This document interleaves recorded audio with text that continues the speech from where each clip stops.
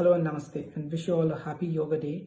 I'm Arjun from Synergy Wellness Ventures, and I'm part of the initiative to bring on board a panel of experts to discuss the various facets and implications of exercise and well-being practices. Trained physician and surgeon, holds a master's degree in public health, and has been involved in hospitality industry in India, helping build a boutique brand for wellness services using ancient Indian practices, including holistic wellness concepts from Ayurveda and yoga. She's also been involved in active research in yoga and a practitioner herself who's been practicing yoga for more than 15 years and is involved in cutting-edge training and research for wellness outcomes. On the other hand, we have Ms. Shweta Rahul Shankar, who's a certified yoga therapist.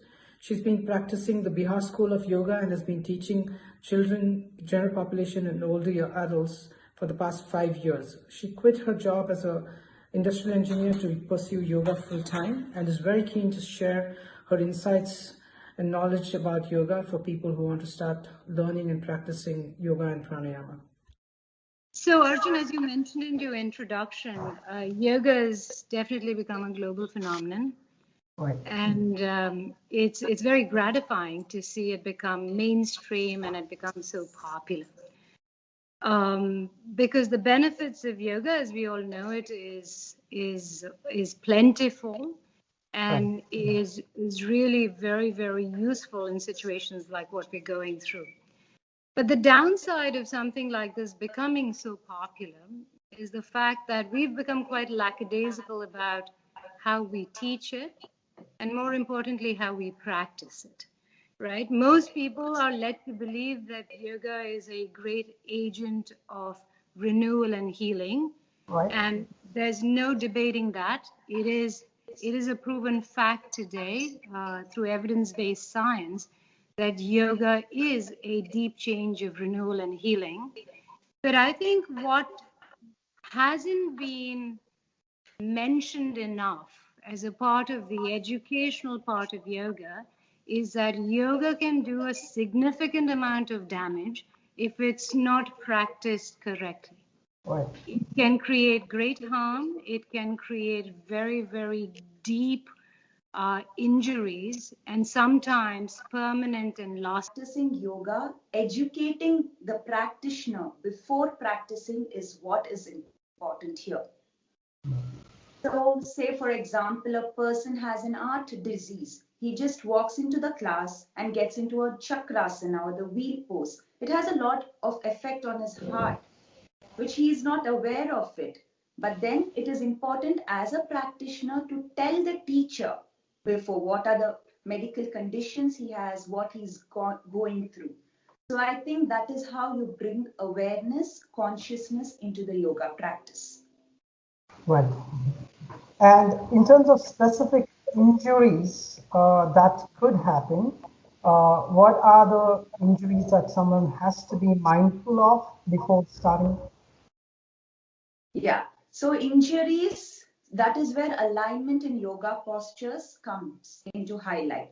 So say even a simple standing posture, say Tadasana or the mountain pose, there are a lot of things which goes into the posture. You just generally come to a standing posture, you're not engaging anything. There's a lot, your big toes touching each other, your kneecaps are pulled up, your chest is lifted. So it looks very simple, but a lot of alignment goes into it. So alignment, when a teacher says, pull your kneecaps up, look, your drishti, your breath awareness, it plays a very important role. Yoga is not just getting into the posture, alignment is what is very important. If alignment is not followed while doing a posture, it has severe damage physically. Say a person gets into a headstand. If he is not keeping his shoulders away from the ears, the impact is on the cervical and it is a permanent or a lifelong damage. Right. So a person with knee pain doesn't inform that I have a knee pain. The teacher is not mentioning, and then you go into hyperextension of knee. So that increases the joint pain. So I think listening to the teacher and telling your medical conditions is very important. Right. And Dr. Daya, if this were to be taken at a serious level, because I've done some reading about injuries that happen during yoga, or even breathing, for instance, which we all take it for granted. Something like pranayama, there are some fast breathing practices in pranayama. From a biomedical point of view, what are the risk factors? Because there are some established risk factors here. How does it actually impact? So in the West, the rapid and forceful breathing technique is referred to as the holotropic breathing technique, and which we often refer to as Kriya, or Kapalabhati, etc., which are all forced, rapid breathing for an extended period of time.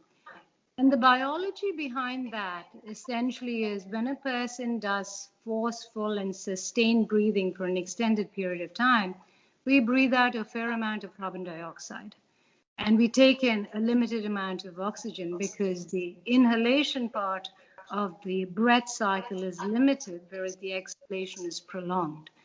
And when we breathe out large amounts of carbon dioxide, our pH turns alkaline. Now, the combination of an alkaline pH and reduced amounts of oxygen in the body has severe consequences for the various chemistries across the brain and the body.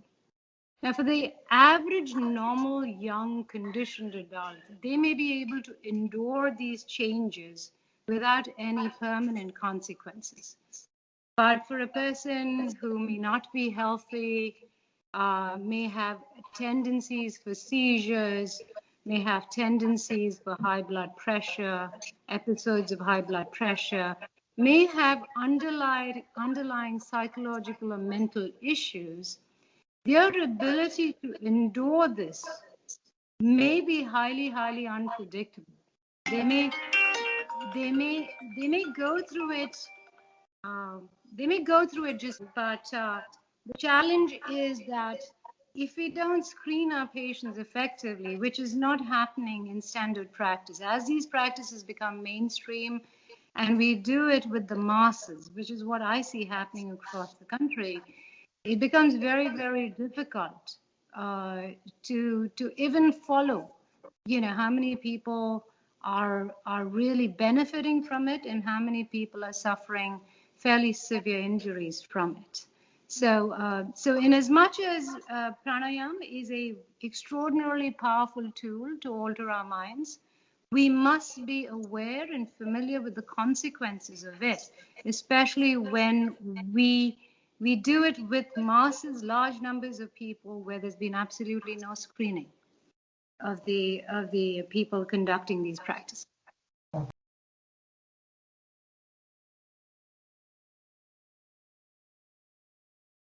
Mouth breathing is also related to increased risk of infection, anxiety, stress, sleeping problems, and reduced immunity to infective bacteria or viruses. Breathing through your mouth can impact the body on a cellular level through oxygen and carbon dioxide deficiencies. So moving on, yoga could actually help your immunity and it helps you fight against COVID. People look at it and take it literally.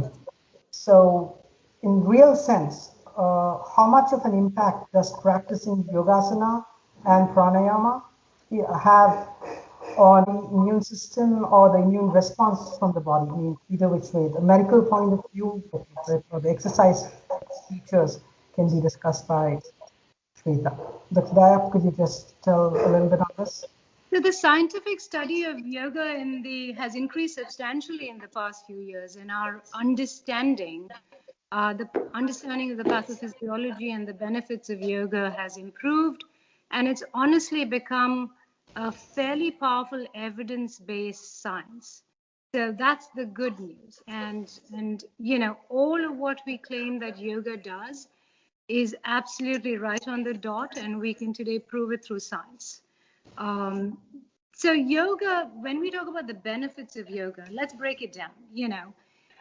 From a musculoskeletal perspective, I think this is simple enough and people understand it. It makes us flexible, it makes us more supple.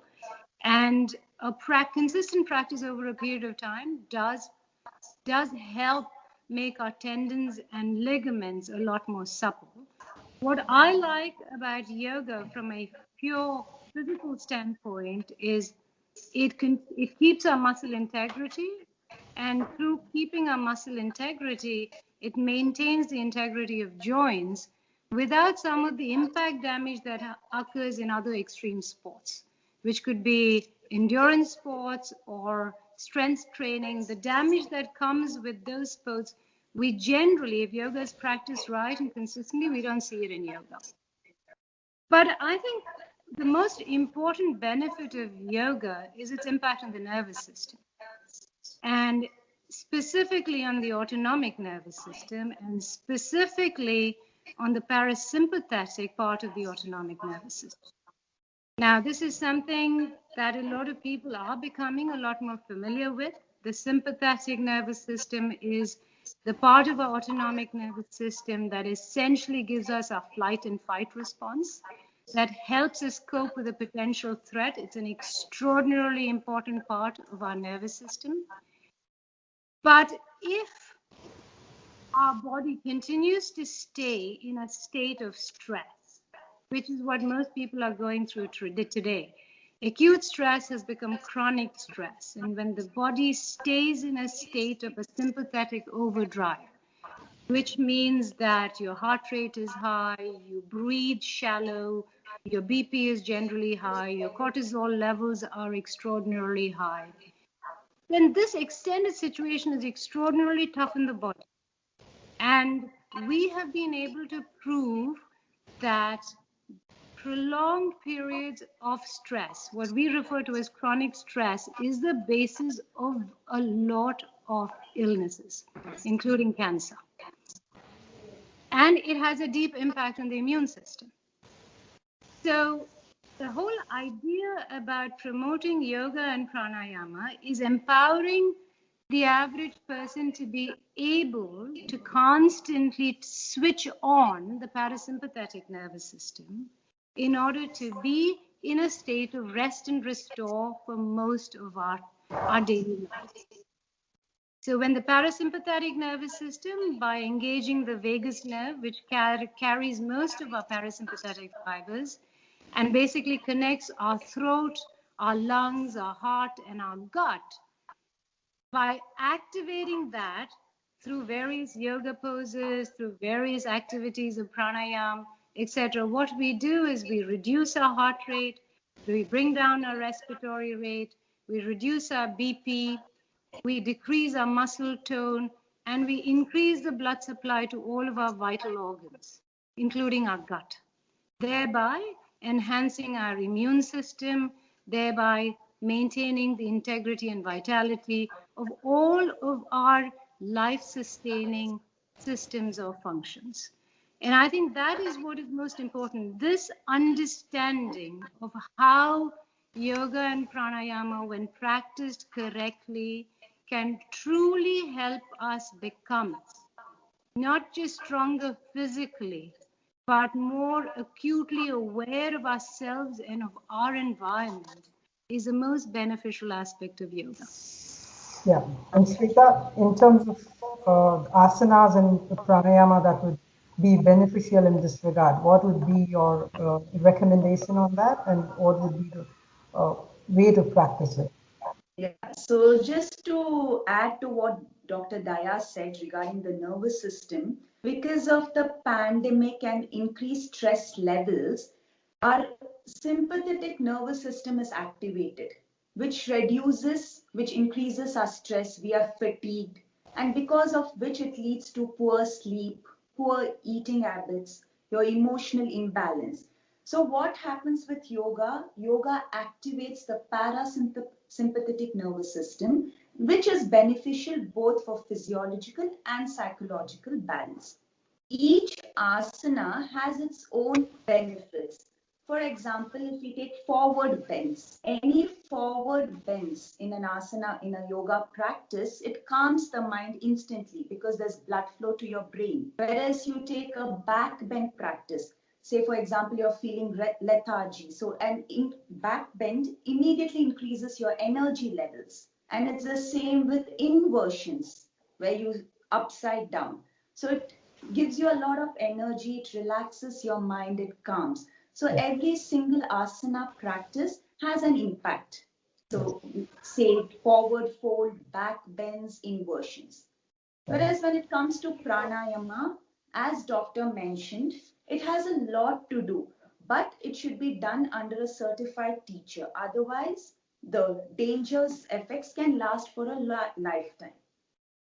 So say, as you mentioned previously about Kapalabhati or Bastrika, it increases high BP if not done correctly. It worsens asthma and there becomes psychological imbalance. It increases stress level. And even at sometimes you feel nauseated, there's blurred vision, unstable mind. So my take is when you're starting pranayama, because you've heard a lot saying you do Kapalabhati, you reduce belly fat. It is the best practice for obesity. But blindly you're not supposed to believe it because it has a large impact. So doing it the right way has greater benefits than just following, randomly, just Google and doing it randomly. It has a lot of unnecessary impacts on the body. Right. So if we were asked, we're supposed to check on the frequency of yoga practice or yogasana practice, and the duration in which we need to be actively engaged in breathing exercises. For an average person, what would be the recommendation? And if they overdo it, what would be the implications? Yeah. So you can start off with about 3 days a week. Right. So firstly, to start a yoga practice, you need to have desire, and perseverance and consistency is very important. It's not like you do it 1 day, 2 day, and no, I want to get into a headstand, I want to get into a full split. No. So that is where abhyasa comes into practice, where consistency, perseverance is very important. So the regular you practice, the more benefits. You can feel it. Even the first yoga class will give you a lot of benefits, but again, your perseverance is very important. So I would recommend starting off 3 days a week till your body gets used to the movements. And there's no prior requirement where you have to be fit for yoga practice or pranayama. You can just be a beginner. So that's what, 3 to 5 days. If you are comfortable, you can do all 7 days. It's not at all a problem, but under a guidance of a certified instructor. Right. Yes. So moving on, one of the most important questions that I've had from looking at from a human performance management systems point of view is whenever we engage into any kind of a program, be it for general population or for elite athletes, there's always an end goal, and then the underlying benefits of yoga, literally hundreds of different styles coming up every single day. For an average person, how do we make sense of it all? And how do we even decide on what's right? Could you please explain on this? Yeah, so basically yoga is more of a business now. Right. So you can see yoga as a business. You would have heard even beer yoga, where people start balancing beer bottles. So it's lost its actual, what is yoga? Yoga, the concept of yoga, the science of yoga is everything is lost. Now people think yoga is just a physical fitness. You balance, you have a toned body, you just balance. But they forget to actually analyze that yoga, the ultimate goal of yoga is samadhi, where you reach a state of meditative consciousness. But now people are not wanting to reach to that level. All they want is to just do yoga for as in a physical aspect, better balance, say improved flexibility. That is what people talk. If you're a yoga practitioner, you're a good yoga practitioner if you can split. If you can stand upside down. So that is what people think. Go to a yoga class, get flexible. But it is more. It is more than flexibility in yoga. So what we need to focus here is the ultimate goal of yoga is samadhi, where you are aware of yourself, where you reach that meditative consciousness. So that can happen only through education, which is lacking. because now yoga as a business, it is available everywhere, every street. So what I recommend is to do a thorough research on actual form of yoga, where there's authentic schools from Shivananda style of yoga, Satyananda. So these are the basic. So yeah, I'm fascinated with any aspect of science which involves the study of yoga, and I spend quite a bit of time understanding the origins of yoga by studying with the Krishnamacharya Yoga Mandir in Chennai. And the one aspect that always struck me deeply is the fact that when Patanjali wrote the Yoga Sutra, it really had very little to do with anything religious. Yoga, the way he wrote it, the Ashtanga approach to yoga, the 8 limbs of yoga, is basically a lifestyle change.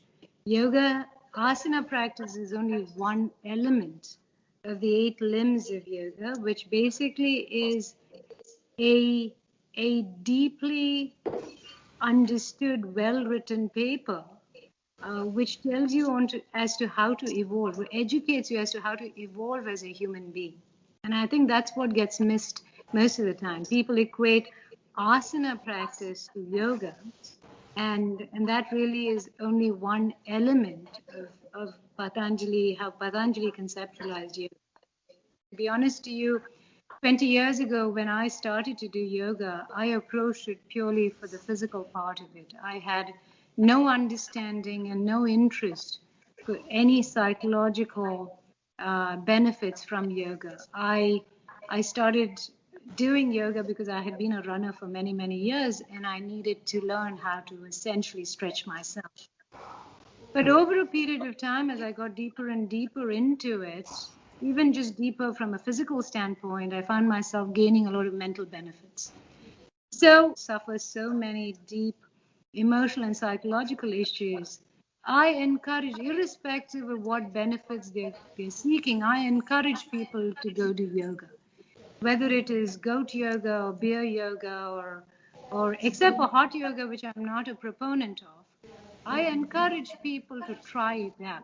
And oftentimes in medicine, we've realized until something is really made fun, people never try it. If you make it very intense or make it psychologically heavy or effort heavy, people may try it but may not come back to it. So, like we tempt kids with candy, I often say that let's bring people into the fold by making things lighter and fun. And I think it's important to get as many people to come into the fold to try it, and hopefully in trying it they'll find the benefits are much more than just physical benefits, and they'll come back to the mat often after that. So, but I do agree with Shweta that we definitely need to have more educated teachers, more better certified teachers, and more information out there to educate people in how do you select what you end up doing, especially as they go deeper and deeper into the practice. I do completely agree with you on that, but I've been I think with anything, the pendulum often shifts to the extreme side and then comes back to the middle, which is what I'm hoping will happen with yoga and pranayama, and that that mankind as a whole will benefit deeply from what yoga, the science of yoga, can bring to the table. Level of activity and how does it impact your overall health and well-being? So is yoga in itself, like somebody doing yogasana and pranayama on a regular basis, does it suffice? So mostly what people think yoga is just holding postures.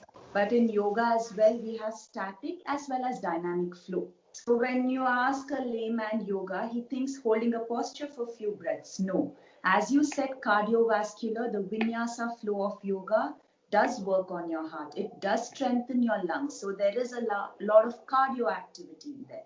So it increases the strength, it increases the endurance. Whereas when you're doing a hatha style of yoga or a PKS Iyengar style of yoga, you're holding the posture. So there's a lot of muscle activation.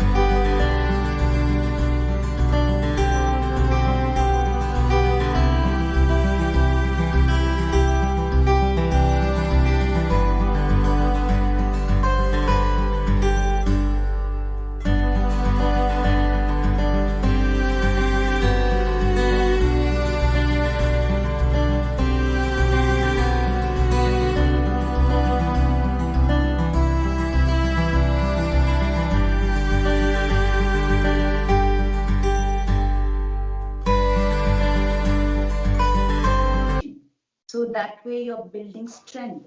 So yoga as a whole does have effect as compared to any other physical exercise. So it just depends on which form of yoga you choose to practice. So as a whole, yoga impacts your mind as well. It's just not your physical activity. That is what we need to remember, because at the end, we are preparing our body for the meditative state. But even if you're not reaching there, my opinion, yoga has all its benefits as any other form of fitness. In conventional sense of fitness from the Western point of view, or is there another element to fitness which we understand from a health perspective? So yoga definitely heals you from within. So your nervous system is balanced, your hormones are balanced. So like any other fitness programs, while doing yoga also feel good hormones are released. For example, the dopamine, the oxytocin, whatever you name it, the feel good hormones, just like other forms of fitness. So I feel it does both. It heals you from within and it is a form of fitness as well. But it goes one level beyond fitness where it also affects your nervous system, which calms your mind, which relaxes you, reduces your stress. Right. So yeah, from a general, by the virtue of yoga having its round for almost 5,000 years, and there's been an evolution from start to finish, and it's a complete system. There is much more of a benefit here than in conventional random exercises. Is that what you say? Because yoga is both an art and a science. It is backed by scientific evidence. So it's both an art as well as a science. Great. And Dr. Dai, so from your point of view, I agree with Shweta. Yoga can be a fairly all-rounded fitness endeavor. But I'm a big believer in making sure that people explore various forms of fitness, because they all become complementary over a period of time. And yoga in particular is a very, very effective complementary form of conditioning, especially if you're an extreme athlete, you're a football player, you're a basketball player, or you're a runner, or you're a golfer, for instance, or a dancer. Yoga is an extraordinarily well understood complementary conditioning form of fitness, which can be done before and after any of these extreme sports. But having said that, if practiced correctly and if you're under the guidance of a really good certified teacher, I think you can make it an all-encompassing fitness sport in itself also. But like we say with diets, where it's great to bring in a entire range of food items into how you nourish yourself, I'm a big believer that we should constantly try new things, because doing the same thing and again, we're much more prone to muscle fatigue and muscle injury. So combining yoga with some amount of endurance activity like walking, complementary sport, and I'm a big believer in that myself. Right. So my final take on what I understand today is that yoga is in itself a great practice, and there has to be the user discretion first and foremost to understand what is that they are looking for first, and then choose between the options. And good, fortunately, there is no dirt to choose from. So that's a very good thing, and the aspect that technology has brought in online training and virtual training has again increased the application of, I think, people working from home, it's a great tool for them to use. And because I get endorsement from both of you, from both sides, that yoga can be a complete training system. Thank you for having me. Bye. Bye.